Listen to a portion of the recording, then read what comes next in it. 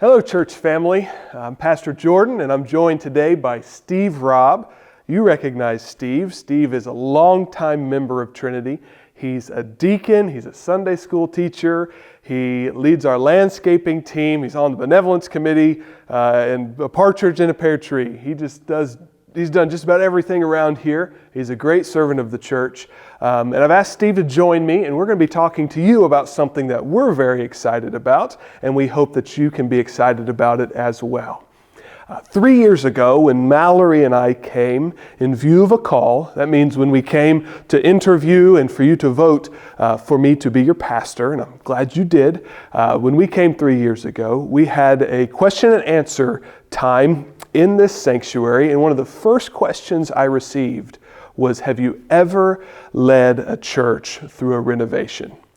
And I thought that was a great question. I think that shows that Trinity is forward-looking. I think that shows that Trinity knows that how we take care of our physical space impacts our mission to make faithful followers. And in the last 3 years since, that question has just gotten louder and louder. We know that our mission is to make faithful followers of Jesus. And we know and we have a commitment that everything that we do as a church affects that mission. Whether it's grass getting cut, whether it's the landscaping, whether it's the restrooms, everything we do contributes to making faithful followers of our King. And so with that understanding and with that conviction, the deacons several months ago asked Steve and Dan Shireman to begin to think through what a renovation would look like for Trinity. And so we're excited to say that a plan is starting to take shape. And today we are just going to give you the general overview of what we're looking into as we look to renovate and refresh our physical space. And so I'm going to turn it over to Steve. And Steve, if you could just give me some of the general things that we're looking into for our renovation. Well, Jordan, as we started thinking about what really needs to take place for our space to be conducive to attracting more faithful followers of Jesus, we look at accessibility. And we don't have an entry to the church which is accessible to somebody in a wheelchair. Yeah. And we don't have a bathroom in the church that is accessible to anybody in a wheelchair. So those are things that are critical, and we're really looking at that to make the entryways accessible, to make it so that somebody could enter the church and get all the way into the sanctuary and not have to worry about whether or not they can go to the restroom. So entry accessibility, we have no handicapped accessible bathrooms, and we don't have enough room in the bathrooms either. As the church is growing, there's lines forming, and we know that we have to have capacity that can handle when everybody's here together. And during the week, what we have is fine, but on Sunday morning it's not. So we're looking at expanding the restrooms, and then we're moving into the sanctuary area for the worship area. And what do we need to do there? Well, one of the things we need is more space in the foyer, so people can have a chance to visit with each other before they come into the sanctuary and after church, that it isn't just a clog when people are trying to get out. So we're looking at how do we do that, and if we expand the foyer, then we're going to take up a little bit of the sanctuary space. Mm-hmm. And we already know you've got the 70% rule that when the pews are 70% full, it looks like to a visitor that they're all full. And it's uncomfortable for visitors. That's right. It is uncomfortable to them. I've seen people turn around and walk back out when they can't find a place where they don't have to crawl over somebody, or they can't sit on the back row or whatever. So we're also talking about pew chairs. And this is something that is important to the older members of the church. A number of them have trouble with the straight up pew backs.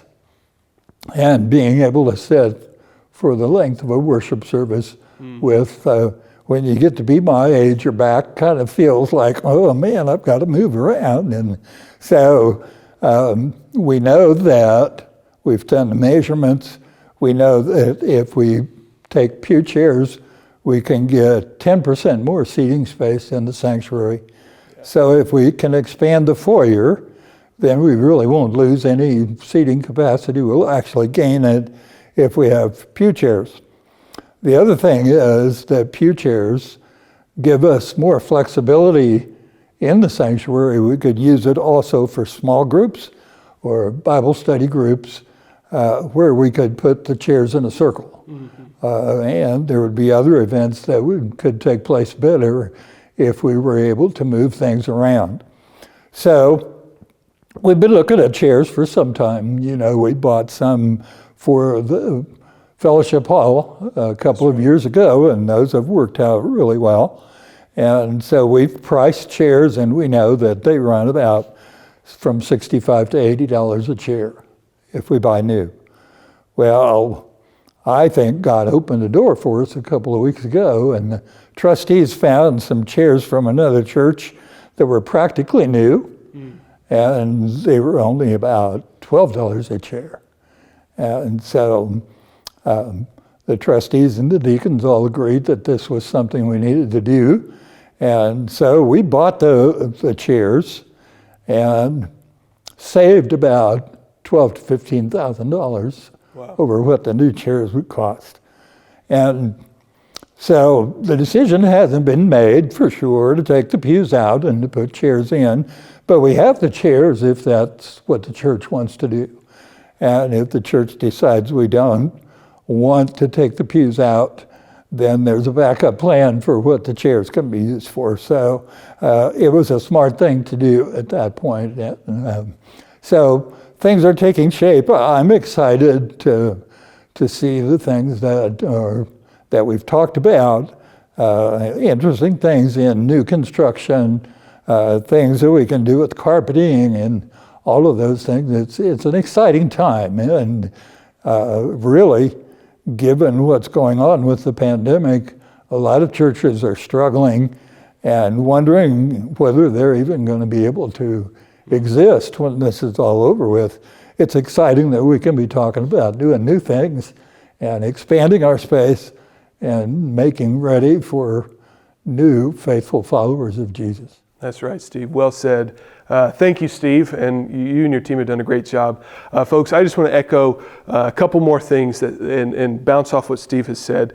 The first thing is we want you to know that none of these decisions are set in stone, that Steve and his team are making a plan that we can present to you as soon as we begin meeting together. That's kind of the goal, that we can have these ideas in place and we could take it to you. We want to hear from you. We want to be transparent.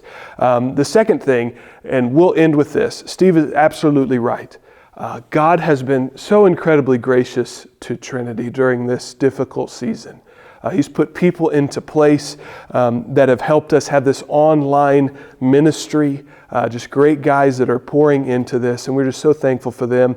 And as Steve said, in this season, if it wasn't for God's grace, who knows the decisions that we'd need to be making as a church. But God has been gracious to us. You and your support has continued. We feel your prayers. We know you've been praying. We know you've been financially supporting Trinity. You've been phenomenal in that, and we thank you for that. And we just want to take this time to not stand still, but we want to continue moving forward. We want to continue to take the grace of God that He's given to us and show Pittsburgh and the world that Jesus is King and He is good. And so we would ask this of you. Would you be praying for this? We know we gave you some grand, some big plans, and we left out some of the details, but we'll be presenting the details to you in short order. But would you be praying for these ideas?